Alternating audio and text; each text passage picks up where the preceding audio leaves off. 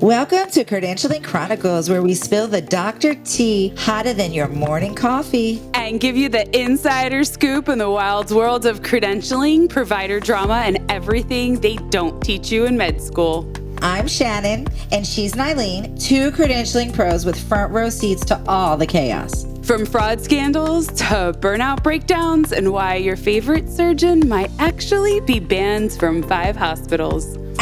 We got the gossip and the practical advice to keep you out of trouble and ahead of the game. So grab your coffee, your compliance checklist, and maybe a lawyer, and let's get into it.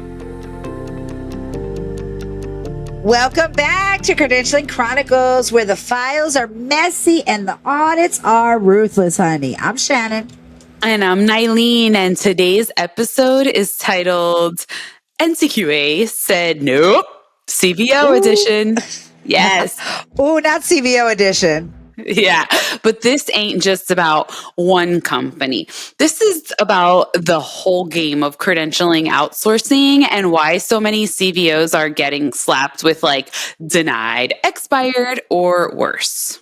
Yeah, that's terrible. I mean, if you're outsourcing your credentialing, this episode could literally save your organization from a PR disaster or a failed audit. We are breaking everything NCQA, CVO certification down today. So get your pen, get your paper. Because here's the truth. Just because someone says they're NCQA aligned doesn't mean that they passed the test, right, Nyleen? Aligned. I love that. Aligned. I know. I'm so aligned, but I haven't taken the test. I haven't done all the work. But that pretty CVO brochure doesn't show you that the 57 files they left half complete, that, don't have all of the elements needed. And if your vendor gets denied or expires quietly while handling your files, guess who looks bad? You do, boo. Let's just be honest. Your providers don't care who verifies them. They care when they're delayed or denied. And when Joint Commission, HRSA or NCQA comes knocking, you can't say we outsource that. Nope. They're still holding, the organizations accountable. And this episode isn't just gossip. It's guidance. It's a checklist. It's a warning, a mirror. And for some of y'all, it's going to be a lifeline, honey. This episode of Credentialing Chronicles is sponsored by Med Elevate Solutions, your partner in turning healthcare chaos into operational clarity. With deep expertise in ASC, hospital, or physician office operations, clinical workflows, and compliance, their team helps you work smarter, not harder. Learn more at medelevatesolutions.com. Simplifying processes, amplifying outcomes, one facility at a time. Okay. So NCQA. All right, girl. I know that's your baby right there. For our patients out there and for our doctors, okay, who are they and why should we care? Well, yes, they're my baby. I love them so much. It's just because I work so hard to stay compliant, though. That's it. Oh, yes, NCQA. That's the National Committee for Quality Assurance. Think of them as the cool kid on the accreditation block when it comes to managed care, health plans, and, provider networks. I mean, they're not inspecting hospital hallways or surgery centers that you work at, Miss Nyleen. They're not like the Joint Commission. NCQA is more like the data nerd cousin who's laser focused on quality improvement, performance metrics, and whether your system actually can produce good care, not just claim to do it. So they're judging your receipts? I guess exactly right, huh? They want to see that your numbers, not your wallpaper, are actually good. NCQA looks at things like your credentialing process, how you manage member complaints, and even how you use HIDIS. That's a set of standardized performance measures to track care outcomes. And this is mostly for insurance plans, right? I'd say so. They're big with, the Medicare Advantage plans, the commercial health plans, and all the provider networks. They want to show that they actually meet national standards. And if you're a credentialing pro working with a health plan or a large medical group, NCQA standards are pretty much your playbook. And here's one fun fact for our listeners. Unlike some other accrediting bodies, NCQA actually audits credentialing files off-site. So you better have your digital ducks in a row. Oh, no. So no last minute office cleanups then. Ooh, I wish. If you're not organized before the call, it's already too late. They pretty much have a 24-month look back period. And two key things to know. One, they require recredentialing every 3 years, but that they're super picky about verification timelines. I mean, you really can't even be off by a day. And number two, they're big on delegation, but only if you've got a documented oversight process for this. Just because you're outsourcing doesn't mean you're off the hook. Oh, I remember those policies from those audits. Show me a policy. All right. So no, you can't. Yeah, you can't have like the vendor forgot excuses. I wish, right? I mean, they don't even allow it. NCQA will literally ding you for it. Their goal is to make sure that patients are getting care from qualified providers, and they really are big on that. And the organizations who say that they're managing that process, they want to make sure that they're actually doing it right. So NCQA sounds like the quiet kid who like always turns in perfect homework and then reminds the teacher to collect it. Yeah, we see you, NCQA. Yeah, we respect you, NCQA, but we also fear you just a little bit as well. Okay, so we're going to talk a little bit about what those NCQA statuses actually mean. So they have like statuses within that. So we're going to talk about certified, corrective action plan, expired, and denied. So gold star, certified means they have a gold star. Like certified, you're good, they met all the standards. That's my company. Of course, I wouldn't expect anything less. Exactly.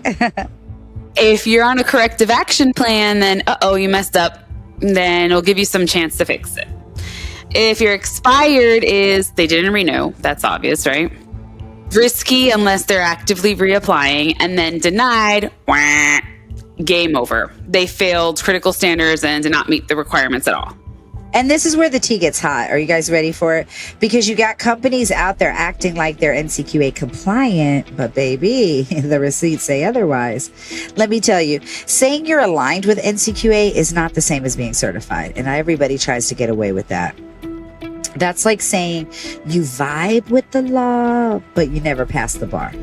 Cute, but not credible. I mean, Nyleen say, she has 100 certifications, but she ain't passed the bar yet. And we waiting on that one.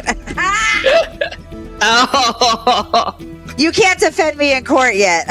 That's right. It's all right. It's all right. We've seen CVOs throw that phase around, though. I mean, all the time, like glitter at a networking event.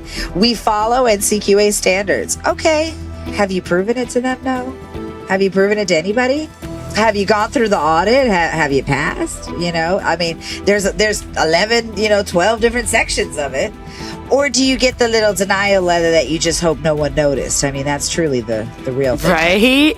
Well, and let's talk about the worst offenders, like the ones that say we were certified, but then like leave out the fact that it expired 3 years ago and then they just never reapplied. Like, babe, you're out here wearing an old prom dress telling folks like you're still prom queen. Like, stop. Not you're still prom queen 2025. Oh, Nyleen. See, the gag is some of them get denied. I mean, really, instead of just fixing it, they just keep operating as they want to. I mean, NCQA is pretty detailed when they give you that corrective action plan. And quiet, business as usual. And your hospital, your providers, your patients, y'all are none the wiser until the day you get cited or until the day somebody goes on the report card and actually checks.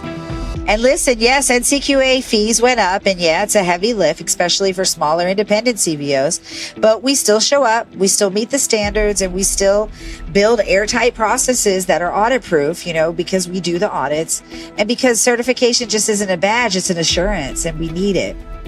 It tells your clients hey, the CVO isn't winging it. They've held accountable, right? They've held themselves accountable, and they're being held accountable by an outside body. And we're not just saying compliant, we're saying we proved it.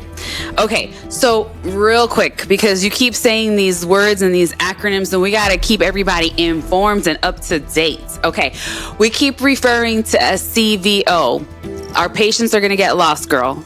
So expand on that a bit. Yeah, you're totally right. The world of healthcare acronyms can feel like a bowl of alphabet soup. So here's a simple version. A CVO is a Credentials Verification Organization. So basically, it's a company or department that handles the fact-checking part of the credentialing process. Think of them as the behind-the-scenes detectives who make sure every doctor, nurse, or provider actually went to the school that they claim they have. Have the license that they actually say they have, and need to do that job, and haven't racked up a whole list of red flags in national databases or in other states. Okay, so the Credentials Verification Organization is not making decisions about hiring or privileges. They're just doing the digging.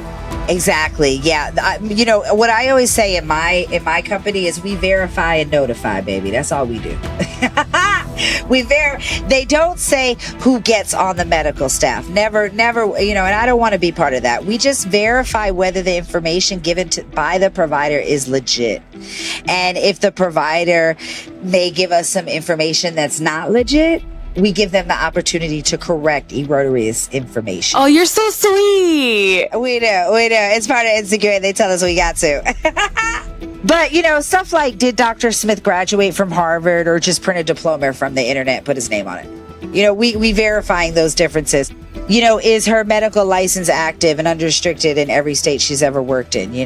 Has her malpractice coverage lapsed? Stuff like that. You know it. Okay, so they're the receipts department. Got it. Pretty much spot on. And when a CVO is NCQA accredited, it means that they're not just doing the work, they're doing consistently, it's on time, and it's literally by the book. It's a signal to health plans, hospitals, organizations that this isn't some fly-by-night company operation with a spreadsheet and a prayer like how we used to be. Which sadly still happens. It does. Way more than it should, let's be honest. I mean, that's why having a third-party accreditation like, NCQA gives a CVO real credibility. It says our process has been tested, our files have been audited, and we've literally passed. And passing that kind of audit, that's really no small feat. No. It's like getting your taxes audited by the IRS and walking out with a gold star, pretty much, because literally they're on the computer going through it all with you, one document at a time. All right. So now when they say CVO, our listeners won't think we're quoting a Marvel villain, right? Exactly. Yeah. Well, All right. So Credentialing Verification Organization does sound like a secret agency, cue the mission, credentialing theme music. Oh, I like that. Credentialing. So while some are cutting corners and throwing around buzzwords like aligned, the rest of us are out here doing the work, spending the money, maintaining the standard, and not because it's easy, because we have our OCD, but because it's ethical, and that should matter. It matters to me. It matters to professionals like Nyleen and so many other professionals in our community. And especially if you're trusting someone else to verify the people that your patients are touching, it's very important to have.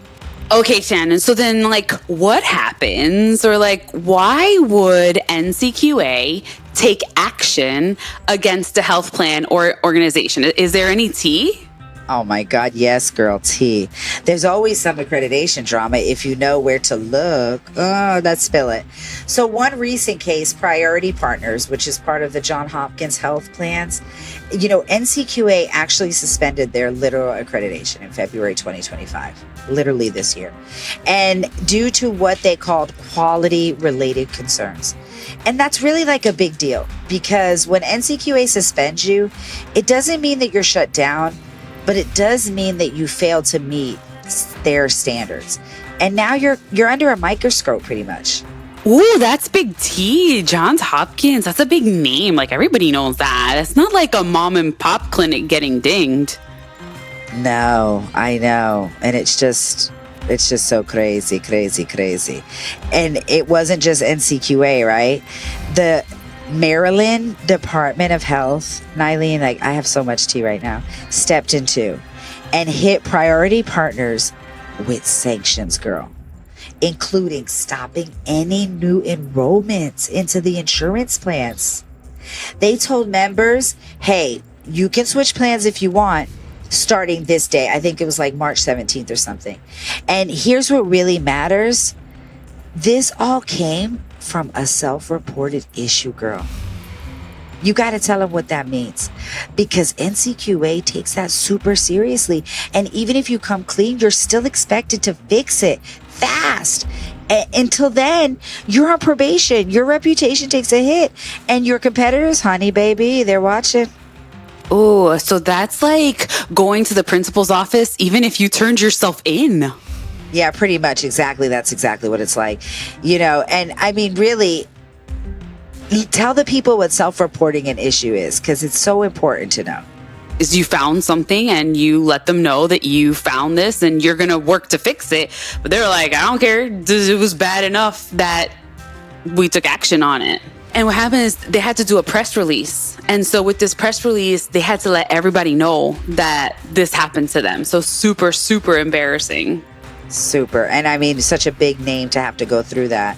And I mean, here this happened in February 2025. And so when we're always saying share, follow, like our stuff, you know, share our stuff, it's literally because people don't realize that what they seen on the news is what we're talking about, which is what happened, you know. You got another case for us? This next case, girl, has more details. Let's talk Harvard Pilgrim Health Plan. Back in the day, they were financially struggling, lost nearly $100 million in 1 year, and they pulled out of Rhode Island. When they did, NCQA was like, wait, you're no longer overseeing care in this state. Then we can't trust that your quality controls are in place. And that's where it gets spicy. What happened? Very, because what happened is Harvard Pilgrim also failed to notify NCQA on time. And yes, that is a requirement, honey. We have to notify about everything. Plans have to notify NCQA about any major changes, like pulling out of a state, which is huge, or even operational shifts. When they don't, it triggers huge consequences. So not just what you did, but like how fast you told them. Exactly, period. Transparency, timeliness are key when you're looking at, you know, outcome indicators. The results, girl, NCQA suspended their accreditation too. And consumer advocate groups were not happy. One called it a wake-up call for members and regulators. So this isn't just like a rubber stamp you get to keep forever. Oh, God, I wish. And accreditation, honey, is a living status. You don't just earn it, you have to maintain it. And if you slip up, whether it's poor quality outcomes, missing data, or failure to even report a big change, NCQA will absolutely pull that status and put you on hold, baby. Let me tell you something that happened to me real quick. During COVID, when COVID happened, you know, my husband has some property down there in Puerto Rico. And so we went down there to hang out through the COVID stuff. And somebody reported that we weren't in Texas no more, that we were down in Puerto Rico. And NCQA sent me a letter, baby. They said you can't function out of Puerto Rico. That's not in the connected states. You got to be in the connected states. Wow. And I was like, oh my goodness. And honey, it made me pack up and move right on back to the connected states. Wow. Well, it makes sense. If patients are trusting these plans with their care, someone has to be watching the watchers. And you are right. And bingo, bingo, lingo, dingo. And that's why NCQA matters. I mean, it's not a guarantee of perfection, right? But it tells the public that someone is measuring, checking, and holding these organizations accountable when things go wrong. Okay. So NCQA might be buttoned up, but they do not play. They do not. And if you're a health plan or a CVO hoping to earn the seal of approval, you better keep your house in order and your inbox open for those NCQA emails. All right, so let's pause for another second. All right, let's expand on some other stuff. Now you're talking about status terms. We're going to go back. We're going to expand a little bit about the different statuses, because now you're talking about you getting in trouble. We saw people that got lost. We saw some that were certified. So now we saw one on a corrective action plan. So we'll talk a little bit more about that. Yeah, so like being certified Gold Star, that means a CVO has gone through NCQA's full review, passing all required elements, and actually met the standard. You can breathe easy. This vendor did the work, did a good job. Okay, but then the corrective action plan. The corrective action plan is like a warning shot, right? Something wasn't right. NCQA found a problem. But, they give you a chance to fix it. You're on probation, basically. They watch closely and they look at your plan. That's only fair if they make you do that to the doctors, too. Give them a chance to fix it. Yeah, well, we do. We have to give the doctors a chance to fix it. Erroneous information they get to fix. Okay, tell me about denied. What is denied?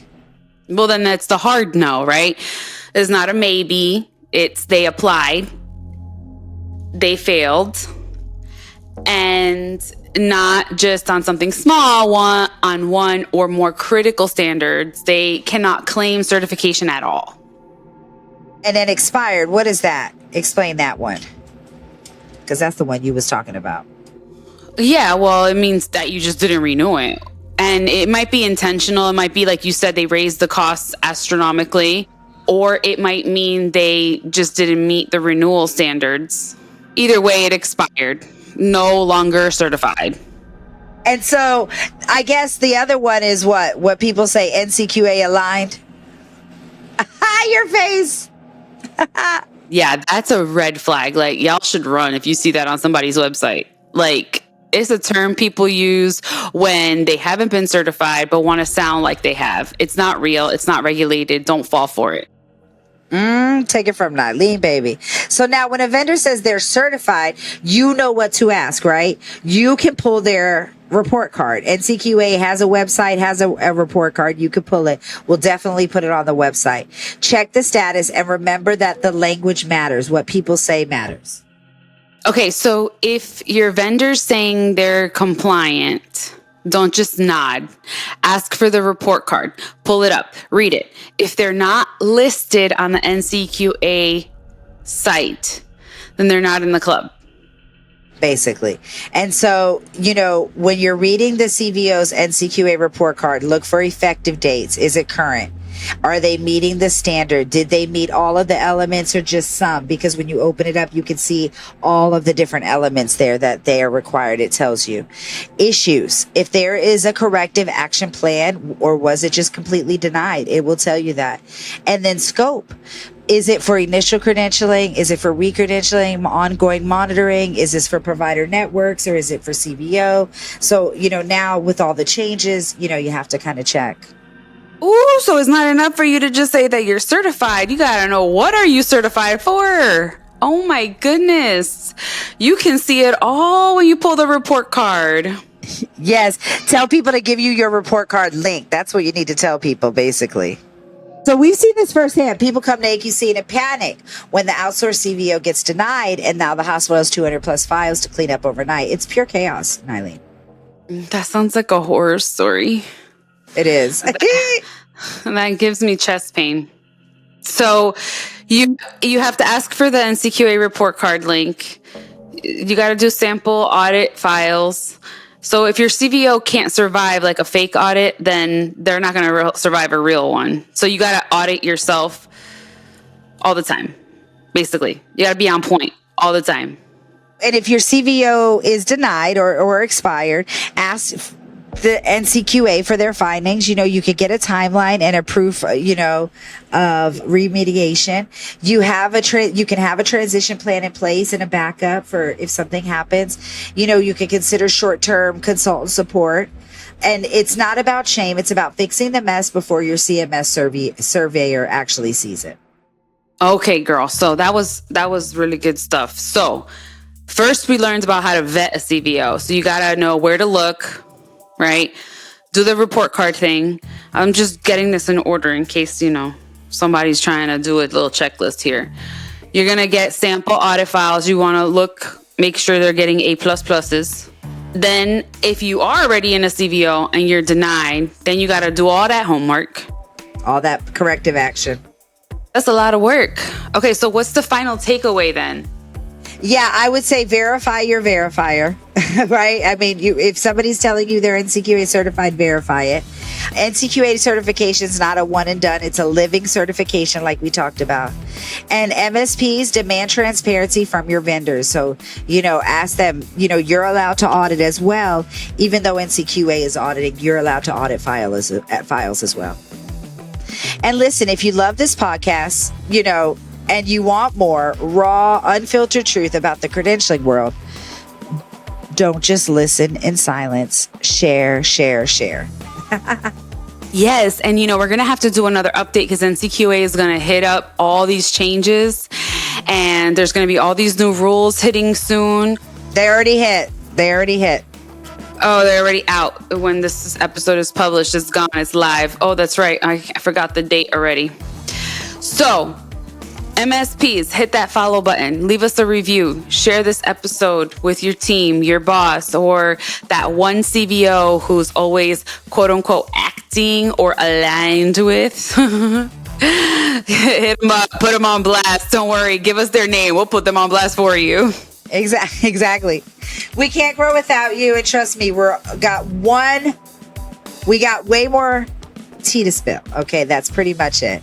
What we're saying all the time. If you want to support what we're doing, help us keep this fire burning by sharing, following, posting, liking. I never know what to say. I always feel bad asking people to share and post. Nah, I know they're secretly watching us. All right, guys, we'll see you next time on Credentialing Chronicles. Stay credentialed and...